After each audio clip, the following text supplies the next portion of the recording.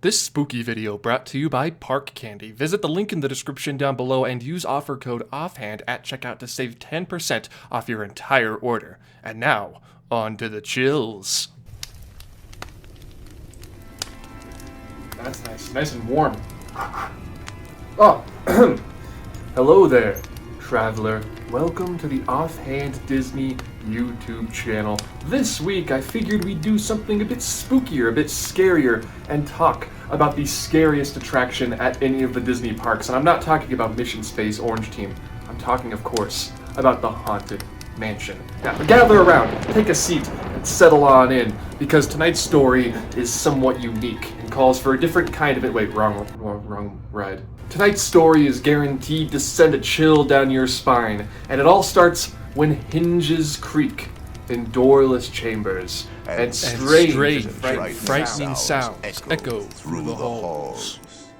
Whenever candlelights flicker, when the air is deathly still, that is the time when ghosts are present, practicing their terror with ghoulish delight. These iconic words have marked the beginning of the storytelling for the Haunted Mansion since the ride first opened in its original form in 1969. And year in and year out, except for 2024, the Haunted Mansion has been thrilling and terrifying guests of all ages from all over the world.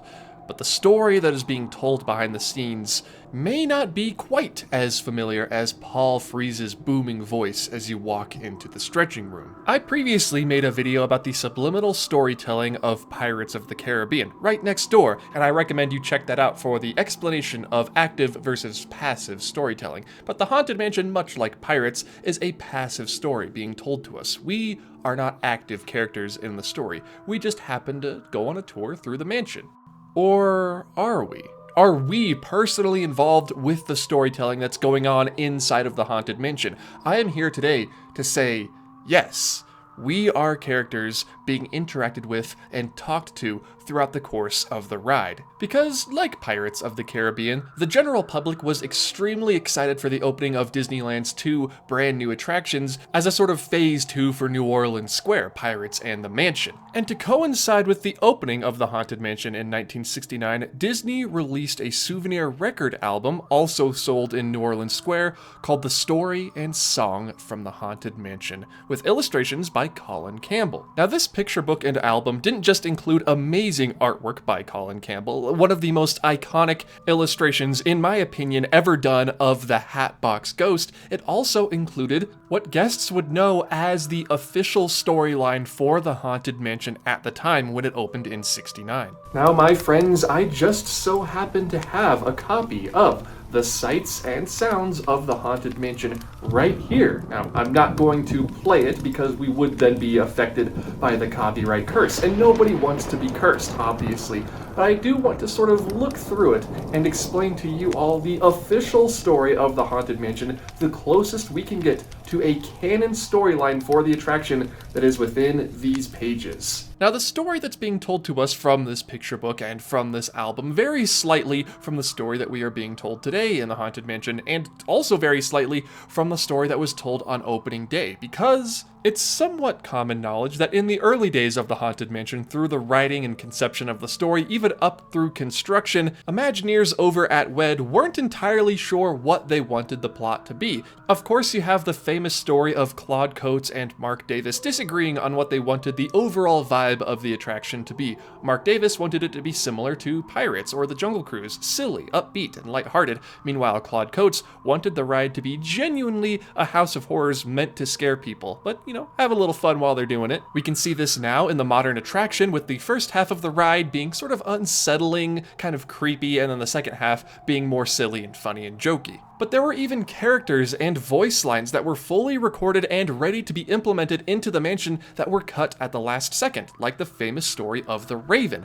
The Raven follows us through the house. If you notice, the Raven appears in the conservatory in front of the coffin zombie, in Madame Leota's room, in the Great Hall, on the descent down into the graveyard scene, and as we're leaving the graveyard scene. The Raven, who was meant to be at one point the actual ghost host who would be guiding us through the mansion. Eventually, this was changed. The ghost host became a disembodied voice, and the Raven just became a supporting character that would caw warnings and sayings at us as we went by, and obviously it doesn't say anything now, just makes bird noises. So just keep in mind that you may not be able to trust everything we read, everything we hear in this book, because it might not be there today, and it might have changed before the attraction even opened. So without any further ado, let's crack this bad boy open. Haunted houses are creepy places, full of weird sights and eerie sounds. The more we see and hear, the more confused our minds become. Are ghouls and ghosts figments of our imagination, or do they really exist? In our mansion, we explore a ghostly gallery where the walls stretch before our eyes, a corpse sways from the ceiling, and a bedeviled raven becomes our constant companion.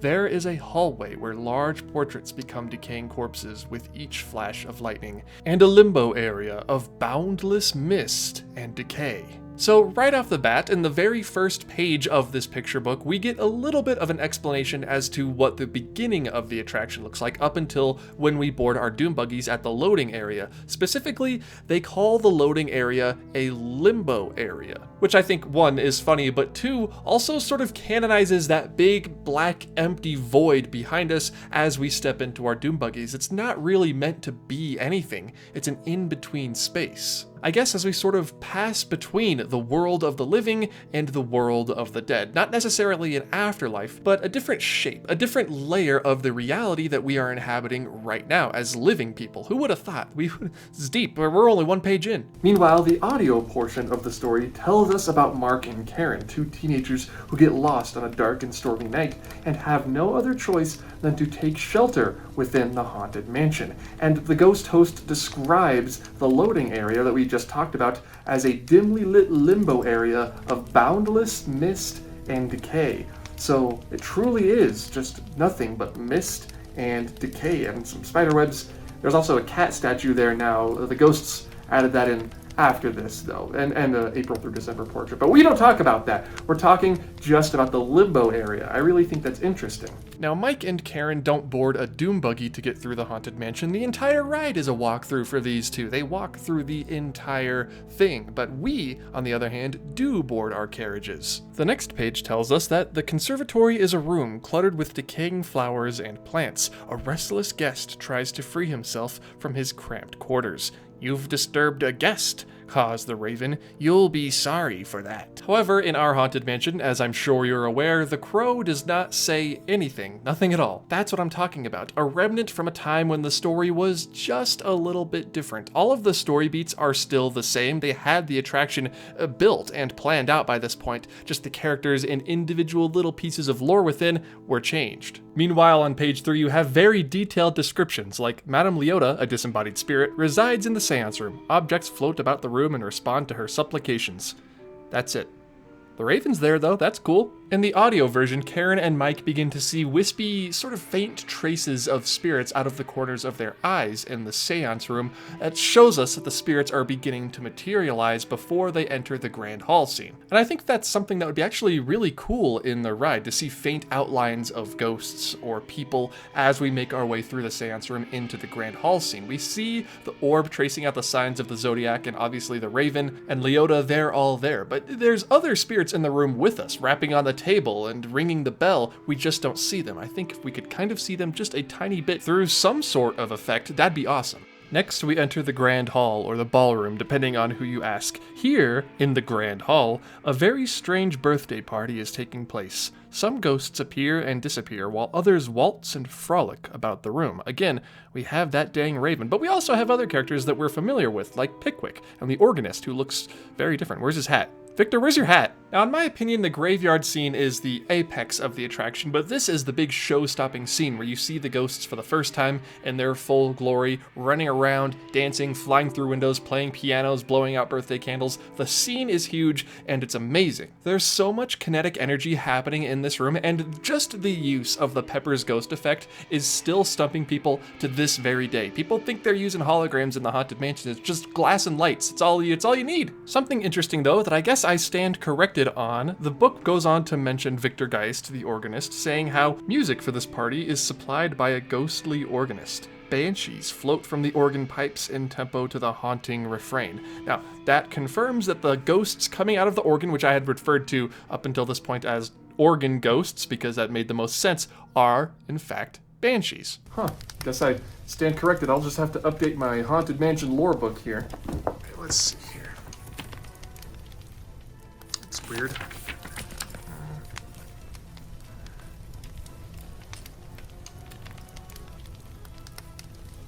Banshees. Huh, well, thank goodness we got that sorted out. Wouldn't want to get my stories mixed up or crossed. Continuing on to the attic scene. One of the most important scenes in the attraction, even if it is smaller. Literally, the story in the attic is very, very atmospherical. Very pronounced, too, with 2 new ghosts. The audio track states that Mike and Karen come face to face with a ghost dressed as a bride, which I suppose makes sense. The Black Widow bride wasn't getting married actively. She wasn't a bride. She was just dressed as one. She was wearing a wedding dress. So I guess that makes more sense in a literary way. Now, this differs from our attic scene because obviously we have the story of Constance Hatchaway, not just being a beating heart bride or a Black Widow bride like what came before, but the story of her killing her consecutive husbands, getting a strand of pearls around her neck for each one she killed, and then threatening to kill us or marry us next. It's a completely different story, but what comes after the bride is what's interesting here, because for the longest time, this storybook, this vinyl, was our only official source for Hatbox Ghost lore. We're gonna give you a quick crash course on what the history of the Hatbox Ghost is, because if you don't know by now, I am actually gonna tell you. The Hatbox Ghost was a figure in the Haunted Mansion at Disneyland when it first opened, whose head would disappear from between his shoulders and reappear in his hatbox before doing the reverse, disappearing from the hatbox, reappearing on his shoulders. He was only in the mansion for a very, very short time because you could see both heads at the same time. The effect didn't really work, so he was removed, and he remained sort of an urban legend, a myth of the mansion for many, many years until 2015 when he was returned, and he looks great in the attic scene, and only in the attic scene.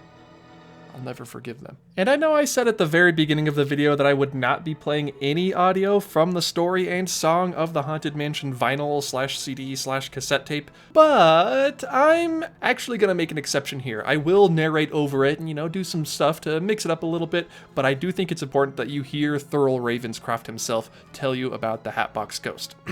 And as they turned to run out of the door, another ghostly manifestation appeared and blocked their way. He was a cloaked figure with an evil, grinning face. A hatbox hung from his hand. With each beat of his bride's heart, his head disappeared from his body and appeared in the hatbox. Now, everyone, I have a confession I need to make here, okay?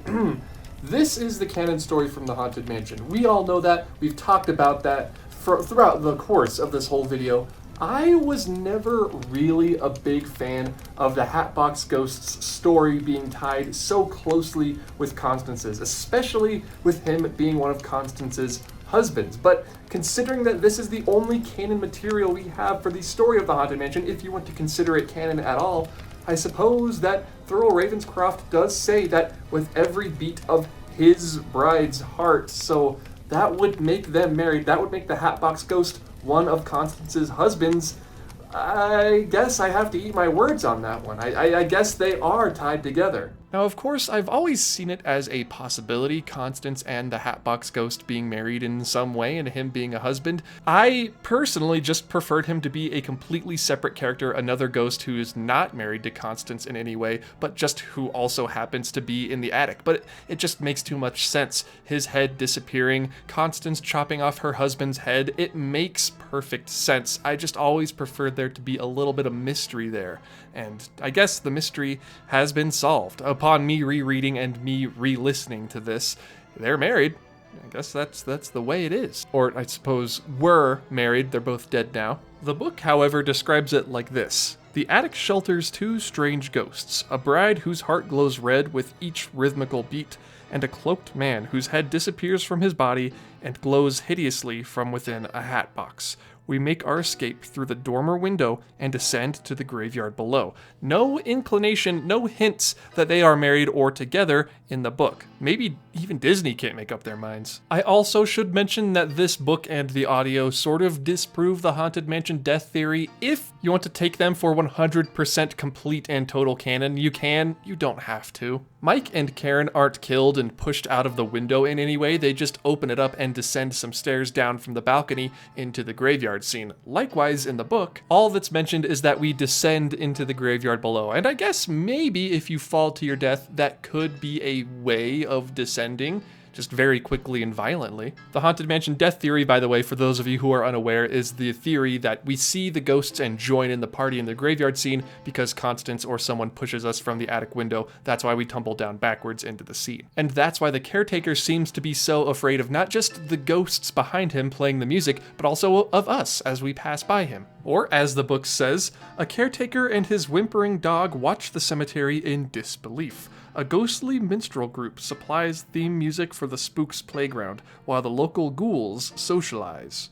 It's also worth mentioning there are no ghouls in the Haunted Mansion, at least not in the graveyard scene. Ghouls are a separate thing, and if you really want the Haunted Mansion to contain a ghoul, you could say that the coffin zombie is a ghoul, but there's none in the graveyard. Forget about that. Now, for the most part, the graveyard scene is exactly the same. However, I do find it interesting that Mike and Karen just walk past the caretaker without saying anything to him. He just kind of stands there as they make their way past. The three living people in this attraction just sort of, exchange nods and go on their way. And then the rest of the book and the audio both very closely follow the attraction. It just goes through the graveyard scene beat by beat, character by character, describing what they're doing, what they look like, and what the general atmosphere is. Nothing is really changed or expanded upon from the attraction, it's just all visually explained to us. Even this page is just as much as we get until we arrive at the Hitchhiking Ghosts, which actually is different in the book and the audio than it is in the attraction. And I think it's really interesting to take a look at these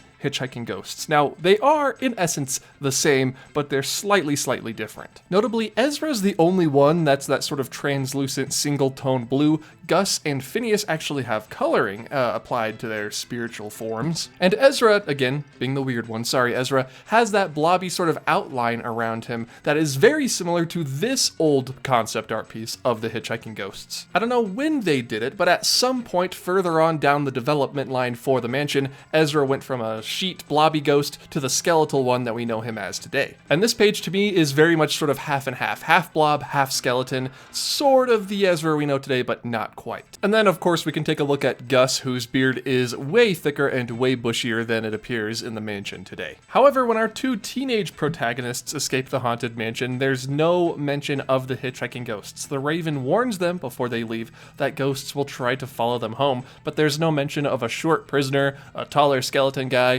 and a bigger guy with a carpet bag anywhere in the audio. So the Hitchhiking Ghosts don't physically appear, but they are mentioned, so I guess they do follow Mike and Karen home. But we do get one little extra piece in the book, and that's this piece of artwork depicting the exit crypt, where you come out through that escalator back into New Orleans Square at the rest of Disneyland. It's represented here in a really creepy way. It really works and depicts it as something other than just an unloading exit area for an attraction. It looks very much a part of the atmosphere of the facade of the ride. Also worth noting, Skull and Crossbones, pirate, anybody? Pirates? Something that I wish translated to real life a little bit more, but who knows, maybe when that gift shop is done, it'll be a bit more dreary, a bit more moody. You never know. You never do know. Oh, and also the ending of the book, the last line of the book says, "This uninviting crypt would scare most people, but for us, it is a welcoming sight. It is our escape from a living nightmare in the Haunted Mansion." So there you have it, foolish mortals, the sights and sounds and songs and screams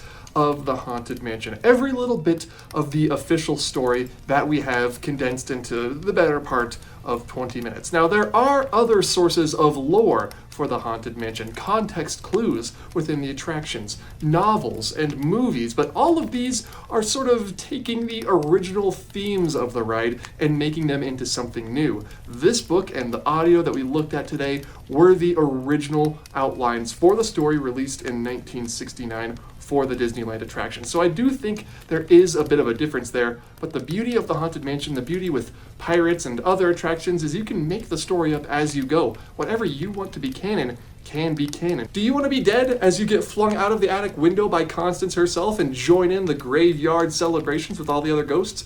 That is absolutely a valid story beat. So it could be canon if you wanted it to be. But all of it, all of the movies and the novels, all of it comes from this book and this audio that we listened to today, which is the closest we can get to the story of the Haunted Mansion. And I think it's really interesting to look at. So whether you loved the story and sounds being told today, or you prefer your own little headcanon or the story from a movie or another movie, the Haunted Mansion story is ours to tell. And that's why I made this video today, because I wanted to tell the original story. And now I want you to tell your story down in the comments below. What is your favorite headcanon theory about the Haunted Mansion? One that maybe nobody has ever heard of before. I'd be very curious to know down in the comments. Please be sure to leave your theories. I want to read them all. I'm going to read those theories. And before we go, a message from today's spooky sponsor. Ugh. Oh, okay, yeah, that's bright. Oh, hey, what are you still doing here? The story for the Haunted Mansion is over. Could it be, perhaps, that you're interested in this cool Haunted Mansion shirt that I've been wearing for the course of the entire video that's been obscured by darkness? Oh no. Well, don't you worry, my friends, because you can grab this shirt and other shirts like it with our sponsor today, Park Candy, at parkcandy.com using offer code OFFHAND. Park Candy has it all, my friends, from bags to dresses to button-ups to hoodies to, yes, even mugs. If you want a Haunted Mansion mug, they're your stop. Or maybe you're in the mood for something a bit spookier featuring the best character in the entirety of the Haunted Mansion. Or maybe you're looking for something a bit softer, a bit cushier, like this Spaceship Earth inspired throw pillow that you can, I guess you could use to sleep with if you wanted to. And if you're feeling extra sleepy, why not wrap yourself up nice and tight and warm and wish away the bad thoughts of all the scary ghosts who follow you home with the Spaceship Earth blanket? Yes, it's a real thing. It's great. Actually, I am kind of sleepy now after being in the dark for that long. Just remember to use offer code OFFHAND at checkout to save yourself 10% off of your entire order. That way you can look just as dapper as I do in every single video. Or if you want to free your inner Epcotian, Epcotter, alcoholic, you can buy this World Traveler t-shirt with a couple pavilions from the Epcot World Showcase, but also destinations on other attractions like San Francisco from Soarin' over California. It's perfect for the inner Epcot-ian in you. Once more for you in the back, that is parkcandy.com with offer code OFFHAND at checkout to save 10% off of your order. A big thank you, as always, to Park Candy for sponsoring this video. So whether it's a tale as old as time or the spookiest story you done ever heard in New Orleans Square, the Haunted Mansion is an iconic Disney attraction with a story that is so vague that people have been doing their own takes on it for the better part of 55 going on 60 years. And so I invite you all to hurry back, because Lord knows I'm not going to stop talking about the Haunted Mansion. There's so much to talk about. I've had this channel for almost 10 years now, and I've still got more to talk about. Join us next time for more Haunted Mansion talk, because that's what I do! End card. Hello there, foolish mortals. Thank you for tuning in to this very spooky episode of Offhand Disney. I sure hope you enjoyed it. At this point in time right now, as you're watching this, I should be walking through... Hold on, let me check the app. I'm not in charge of what days we're doing what. Hollywood Studios. Saturday is our Hollywood Studios day, so I will be filming the absolute heck out of Muppet Vision and the Animation Courtyard for, you know. If you enjoyed this video, please be sure to hit the like button, and if you want new videos, more videos I should say, like this, talking about the story and secrets of the Haunted Mansion, please be sure to hit that subscribe button. We would love to have you. A very special thank you, of course, as always, to all of my supporters over at patreon.com/offhanddisney. They get early access to videos, exclusive access to other videos for just $1 a month. You can pledge higher if you feel like it, but you don't have to. Just $1 a month will get you access to those perks. If that sounds interesting to you, the link will be in the description down below. But if you'd rather follow me for free, which I couldn't blame you at all in the least, Twitter, Instagram, and TikTok, I am at Offhand Disney on all of those websites. Makes it a lot easier to find me. I say that at the end of every video, don't I? Had a good time making this one, though. I really hope that the whole Thurl Ravenscraft voice line audio that I used doesn't get caught up in the copyright net, but I will see you all a little later. I'm off to Hollywood Studios to Walt Disney World. I'm so excited, but I will still see you all here next week. Goodbye.